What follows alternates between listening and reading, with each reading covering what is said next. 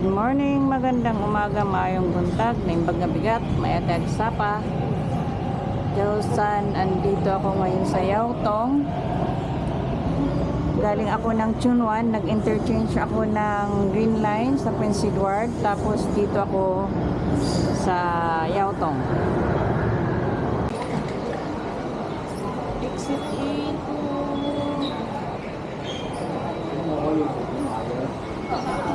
Sa Kofai Road. Dito yung Yautong Public Transport Interchange. Dito yung daanan.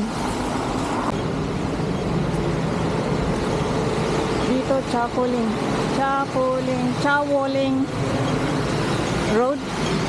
Diretso lang. Yun yung papunta ng Devil's Peak. Pupunta kami ng Leomon Quarry. Dito kami dadaan. Madadaanan tong park.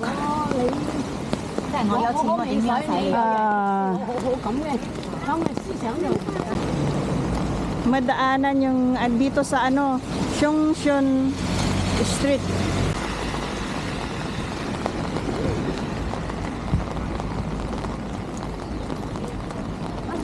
Bal Residence.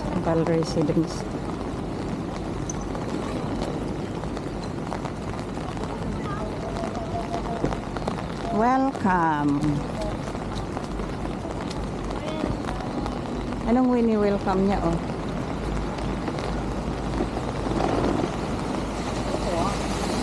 Ito pala dito yung Hong Kong Coastal Defense doon.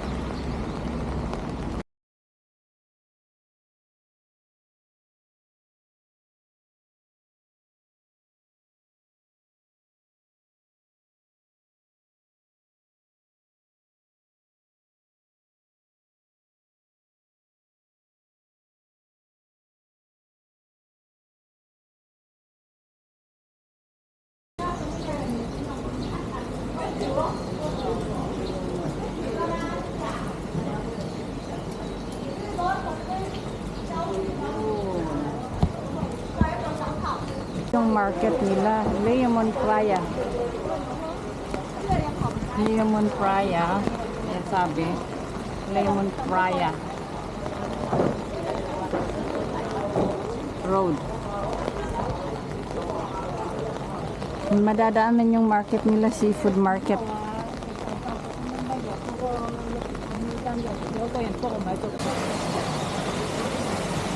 Ang lalaki ng lobster. Ayun pa yung lobster dun, tapos yung shrimp. May shoot din. May dalawang daanan, left and right, pupunta ng right. Madaanan yung seafood market. So hindi kayo mawawala. Diretso lang sa right side. Sorry. And then left ulit. Ay, right pala, sorry. Right, yung may arrow. Yan, sundin lang yung arrow. Kahit naka-Chinese character, sundin lang yung arrow. Camofy Restaurant.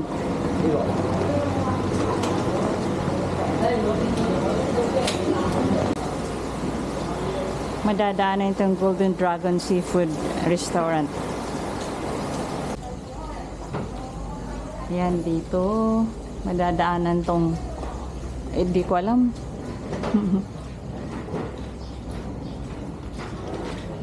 Public transport.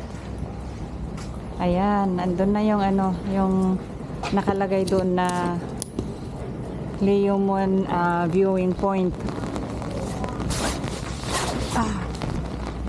Ayan Leomon viewing point. Tinuturo doon. Ayan, madaanan ulit itong Minky Seafood. May left and right pero sa right side. Tapos yun, may kapunong kahoy. Nasa gilid niya.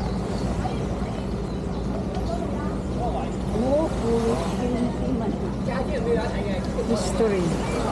Cultural Development of Layumon, 1960. Tale of Layumon in Hoybon School. Layumon. So, Layumon shown on the coastal map of Guangdong in Yu Daiji, published in 1598.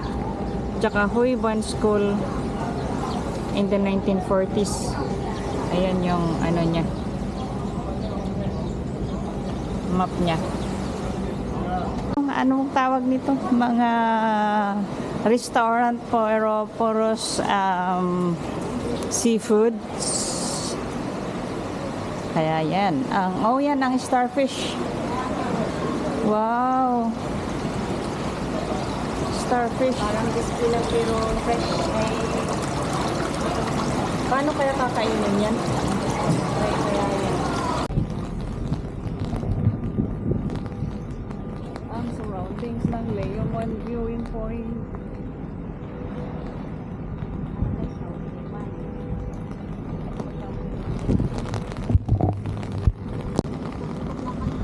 Dito pala kami sa lookout point 2. Dito yung dito yung surroundings niya. So, at saka yung lighthouse yun.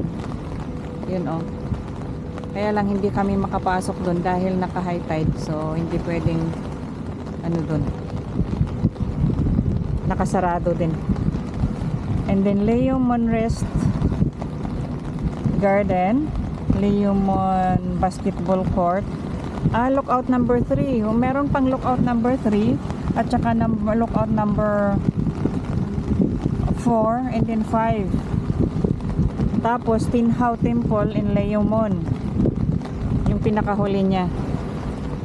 So let's go, maglakad doon sa gilid ng dagat.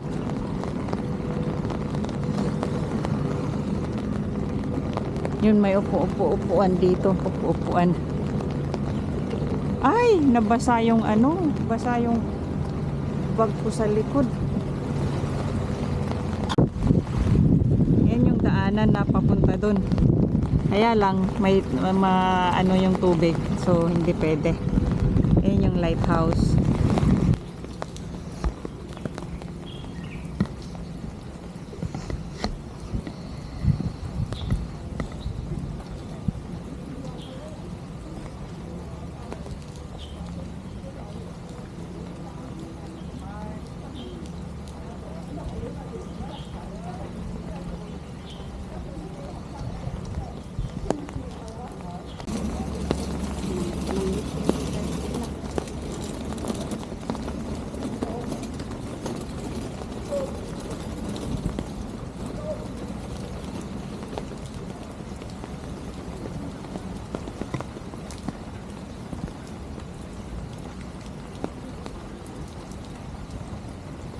Naman iugas si diretso lang, huwag kikilo. Pupunta tayo sa third lookout ng Layumon. Ito na yung lookout point 3. Dito na kami, doon lang sa kabila yung 2.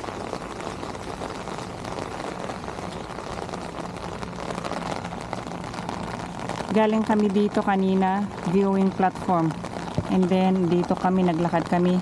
Andito na kami sa viewing point 3. Lookout point 3. Tapos yung susunod, lookout point 4 and then lookout point 5. Tapos yung susunod doon is yung temple. Yun. Yun yung temple doon.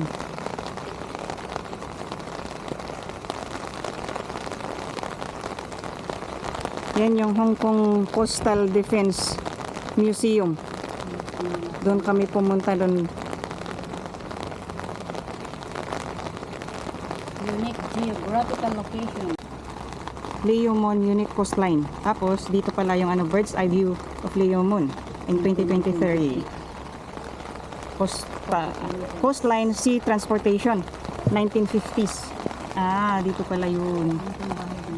Ayan, Leomon Pass holds unique geographical location, serving as the eastern entrance to Victoria Harbor, separating the Leomon village in Kowloon to the north from northeastern coast of Hong Kong Island to south, despite the narrow, wide, approximately water view in Victoria Harbor, allowing large vessel with carrying capacity of 100,000 tons to pass through smoothly.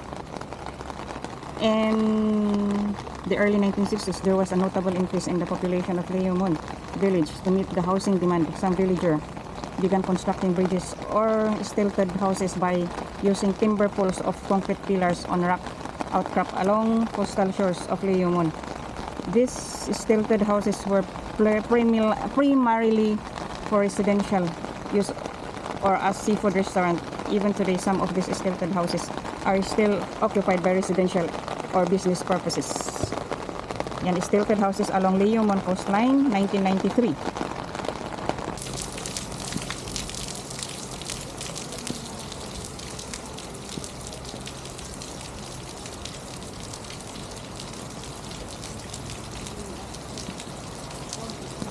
Ito yung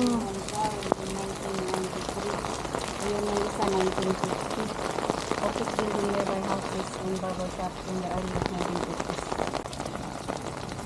dito na kami sa lookout for quarrying in Leomon 1940s. Ayun, past industries. Old structures in Leomon quarry in 1993.